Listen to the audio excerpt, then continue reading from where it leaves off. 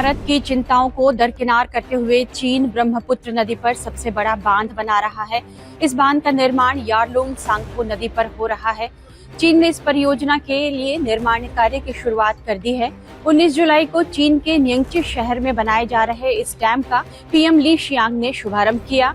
इस परियोजना की लागत 167.8 अरब डॉलर बताई जा रही है। चीन सरकार की तरफ से बताया गया है कि इस कार्यक्रम के निर्माण कार्य के लिए गठित विशेष सलाहकार समिति के सदस्यों के अलावा स्थानीय नागरिकों ने भी इस कार्यक्रम में हिस्सा लिया। पिछले 5 सालों से चीन की सरकार की तरफ से यह कई बार बताया गया कि वह ब्रह्मपुत्र नदी के मूल उद्यम स्रोत यारलुंग सांगपो के पास दुनिया की सबसे बड़ी पनबिजली परियोजना लगाएगी। यारलुंग सांगपो नदी तिब्बत से निकलती है, जो अरुणाचल प्रदेश के रास्ते भारत में प्रवेश करती है। अरुणाचल प्रदेश और असम में बहते हुए यह अंत में बांग्लादेश में बहती है, फिर बंगाल की खाड़ी में जाकर मिल जाती है। लेकिन भारत में इसके प्रवेश से ठीक पहले ये नदी एक यू टर्न लेती है और यही वो इलाका है जहां चीन दुनिया का सबसे बड़ा हाइड्रो पावर डैम बना रहा है। भारत आधिकारिक तौर पर इस परियोजना को लेकर अपनी चिंताएं कई बार चीन के सामने जाहिर कर चुका है। कई बार इस मुद्दे को उठाया जा चुका है। चीन के सबसे बड़े बांध के निर्माण कार्य को लेकर अभी भारत ने कोई आधिकारिक बयान तो नहीं दिया है, लेकिन पूर्व में भारत की तरफ से इस पर अपनी चिंताएं जाहिर की जा चुकी हैं। भारतीय विदेश मंत्रालय के प्रवक्ता ने इसी साल 3 जनवरी को एक प्रेस ब्रीफिंग में इस बांध को लेकर आपत्ति जताई थी। भारत ने तब कहा था कि ब्रह्मपुत्र पर बांध बनने से निचले राज्यों के हितों को नुकसान नहीं पहुंचना चाहिए। बीजिंग ने पहली बार 2020 में अपनी इस पंचवर्षीय योजना के तहत बांध निर्माण की योजना की घोषणा की। योजना को पिछले दिसंबर में मंजूरी दी गई थी।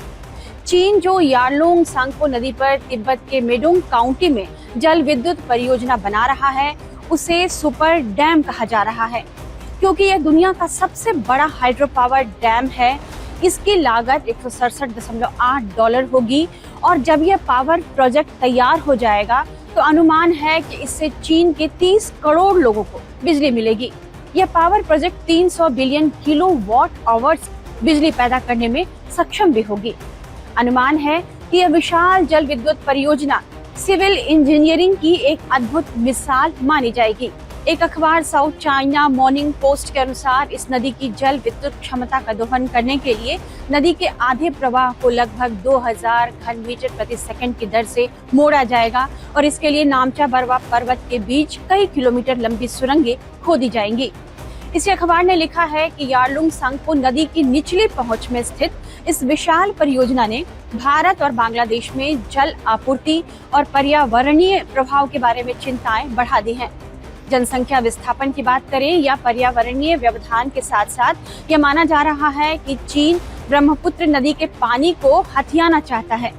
विशेषज्ञों का अनुमान है कि इस डैम के बनने से भारत के पूर्वोत्तर में बाढ़ और सूखे का खतरा बढ़ सकता है। इस सुपर डैम की क्षमता चीन के 3 गार्जन्स डैम से लगभग 3 गुना ज्यादा है। माना जा रहा है कि ड्रैगन का मकसद यारलुंग सांगपो के पानी को उत्तरी चीन में मोड़ना है और चीन ब्रह्मपुत्र का कंट्रोल अपने हाथ में लेने का मंसूबा पाल रहा है। इस डैम के बनने से चीन को ब्रह्मपुत्र के जल प्रवाह को नियंत्रित करने की ताकत मिल जाएगी, जिससे अरुणाचल प्रदेश और असम में सूखा या बाढ़ का खतरा बढ़ सकता है। यह भारत की जल सुरक्षा नीति के लिए एक रणनीतिक खतरा माना जा रहा है। इससे भारत और बांग्लादेश में मछली पालन और खेती भी प्रभावित हो सकती है। ब्रह्मपुत्र नदी पर निर्भर पूर्वोत्तर के भारत के किसानों और मछुआरों की आजीविका भी खतरे में पड़ सकती है, क्योंकि जल प्रवाह और गाद की कमी से मिट्टी की उर्वरता कम हो सकती है। साथ ही समझा यह जा रहा है कि यह परियोजना भारत चीन संबंधों में तनाव भी बढ़ा सकती है, खासकर अरुणाचल प्रदेश की सीमा के पास। युद्ध या तनाव की स्थिति में चीन पानी को हथियार के रूप में इस्तेमाल कर सकता है, इसकी आशंका भी विशेषज्ञों को है। यह डैम अरुणाचल प्रदेश की सीमा से सटे न्यंगची शहर में बनाया जा रहा है, लिहाजा भारत और बांग्लादेश दोनों ने इस पर अपनी गहरी चिंताएं जताई हैं। अरुणाचल प्रदेश के मुख्यमंत्री पेमा खांडू ने कुछ समय पहले इस बांध को भारत के लिए वाटर बम बताया था।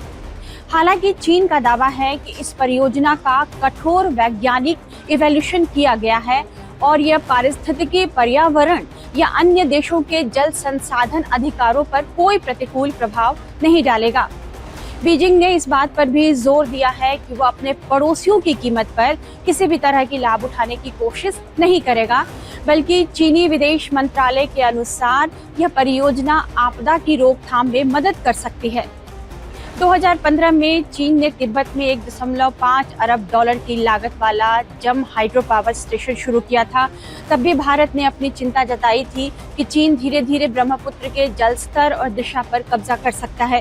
भारत की चिंताएं अब भी वही हैं और वाजिब भी है, क्योंकि चीन ने अंतर्राष्ट्रीय जल संधि पर हस्ताक्षर नहीं किए हैं, जिससे वो पानी के बहाव पर डेटा साझा करने या नियमों का पालन करने के लिए बाध्य नहीं है।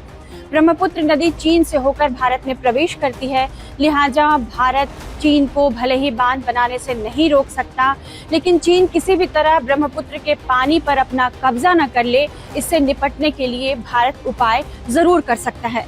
इस तरह के और भी एक्सप्लेनर्स देखने के लिए आप टाइम्स नाउ नवभारत का डिजिटल प्लेटफॉर्म देखना न भूलें।